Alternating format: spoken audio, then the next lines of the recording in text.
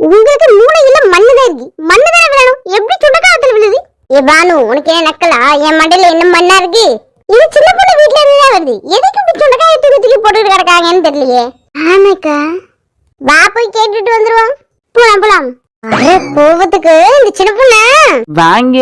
சாந்தியக்கா பானக்கா, நாலு முடி என்னாச்சு? மூஞ்சி கொடூரமா இருக்கு.